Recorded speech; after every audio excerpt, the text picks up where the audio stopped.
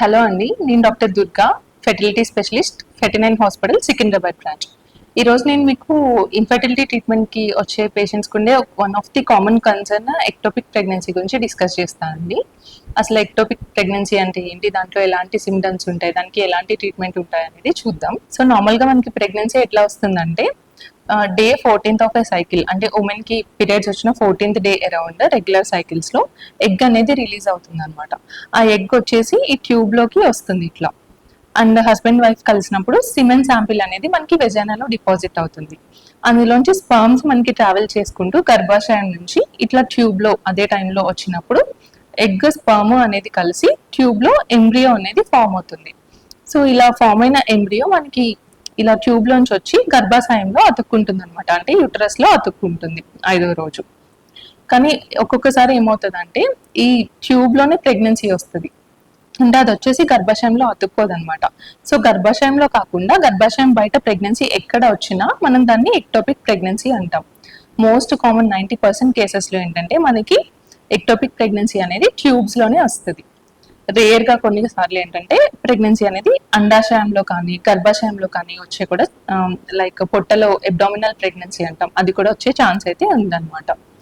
So అసలు ఈ ectopic pregnancy అనేది ఎవరికి వస్తుంది, కామన్ కాజెస్ ఏముంటాయి అనేది చూద్దాం. అసలు ఎక్టోపిక్ ప్రెగ్నెన్సీ అనేది ఎవరికి వస్తుంది అంటే ఏదైనా ట్యూబ్ లో ప్రాబ్లం అంటే మోస్ట్ కామన్ గా ఇన్ఫెక్షన్స్ అనమాట. ఇన్ఫెక్షన్స్ అంటే పెల్విక్ ఇన్ఫ్లమేటరీ డిసీజ్ అంటాం. సో ఈ ఇన్ఫెక్షన్స్ అనేది ఏదైనా ఉంటే కూడా ట్యూబ్ లో కానీ లోపల కానీ ట్యూబ్ బయట కానీ మనకి అతుకులు అనేవి ఫామ్ అయ్యే ఛాన్స్ ఉంటుంది. సో ఇలా అతుకులు ఉన్న వాళ్ళకి కూడా ఈ ఎంబ్రియో అనేది వచ్చి గర్భాశయంలో అతుక్కో ట్యూబ్ లోనే ఉండిపోతుంది అనమాట. సో ఇలాంటి వాళ్ళకి ఎక్టోపిక్ ప్రెగ్నెన్సీ వచ్చే రిస్క్ ఎక్కువ ఉంటుంది. అది కాకుండా ఏంటంటే ముందు ప్రీవియస్ గా ఏమైనా ట్యూబ్ కి సర్జరీ అయినా, ప్రీవియస్ గా ఒకసారి ఆల్రెడీ ఎక్టోపిక్ వచ్చిన వాళ్ళకి కానీ ఇలాంటి వాళ్ళకి ఎక్టోపిక్ ప్రెగ్నెన్సీ వచ్చే రిస్క్ ఎక్కువ ఉంటుంది అనమాట. సో ఇంకా ఏంటంటే ఈ ట్యూబ్ అసలు ఎక్టోపిక్ ప్రెగ్నెన్సీ వస్తే మనం ఎలా కనుక్కుంటాము. సో ఈ ఎక్టోపిక్ ప్రెగ్నెన్సీలో ఏంటంటే సస్పిషన్ అనేది చాలా ఇంపార్టెంట్.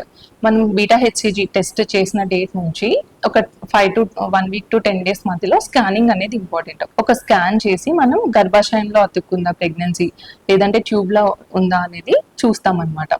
సో యూపీటీ అంటే యూరిన్ ప్రెగ్నెన్సీ టెస్ట్ కానీ లేకపోతే ఐవీఎఫ్ తర్వాత ప్రెగ్నెన్సీ పాజిటివ్ వచ్చినా కానీ స్కానింగ్ చేయడం అనేది ఫస్ట్ చాలా ఇంపార్టెంట్. అసలు ఈ ఎక్టోపిక్ ప్రెగ్నెన్సీ వచ్చిన వాళ్ళకి ఎలాంటి సిమ్టమ్స్ అన్ని ఉంటాయి.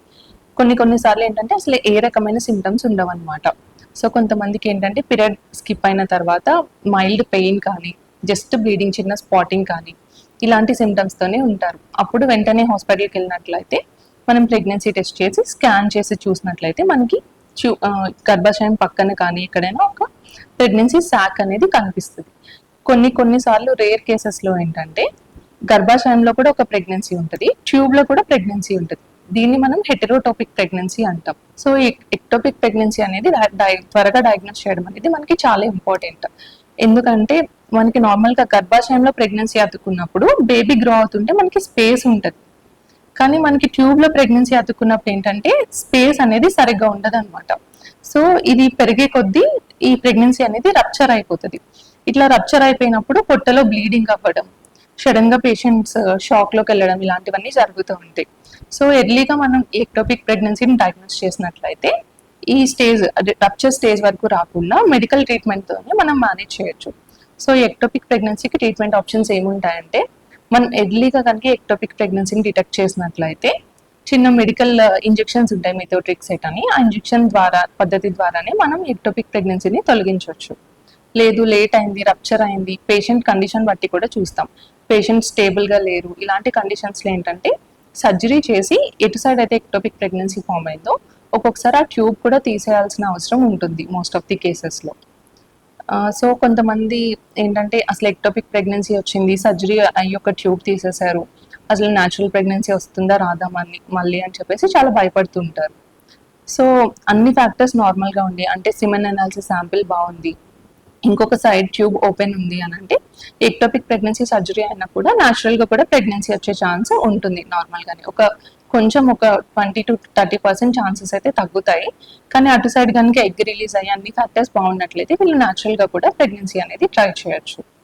మళ్ళీ ఎక్టోపిక్ ప్రెగ్నెన్సీ వచ్చిన వాళ్ళకి ఏంటంటే నెక్స్ట్ సైకిల్లో కూడా నెక్స్ట్ టైం కూడా ఎక్టోపిక్ ప్రెగ్నెన్సీ వచ్చే ఛాన్స్ ఒక 20 నుంచి 25% ఎక్కువ ఉంటుంది. సో వీళ్ళు ఏంటంటే ప్రెగ్నెన్సీ పాజిటివ్ వచ్చిన వెంటనే త్వరగా హాస్పిటల్కి వెళ్ళి చెకప్ చేసుకోవాల్సి ఉంటుంది. సో ఇలాంటి జాగ్రత్తలు తీసుకున్నట్లయితే ఎక్టోపిక్ ప్రెగ్నెన్సీని మనం ఎర్లీగానే డిటెక్ట్ చేసి దాని నుంచి వచ్చే కాంప్లికేషన్స్ అనేవి ప్రివెంట్ చేయొచ్చు. Thank you.